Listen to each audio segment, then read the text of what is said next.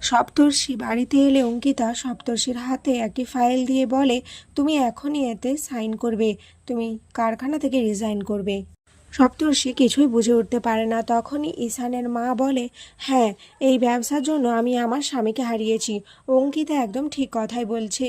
ঠাম্মা বলে, তার মানে তুমি কি বলতে চাইছো আমি এসবের জন্য দায়ী? এভাবেই ঠাম্মা কান্না করতে করতে ওখান থেকে বেরিয়ে যায়। ঈশান পরিস্থিতি সামাল দেওয়ার চেষ্টা করে, কিন্তু কিছুই করতে পারে না। রবি এই সমস্ত কিছু দেখে খুবই খুশি হয়। অপরদিকে কারখানাতে কুমকুমকে দেখে খোকন বলে, তুই একটা অপয়া, তোর জন্য এই সমস্ত সমস্যার সম্মুখীন হচ্ছি আমরা। কার্তিক খোকনকে বলে, তুমি এরকম কেন বলছো? কুমকুম খুবই ভালো মেয়ে।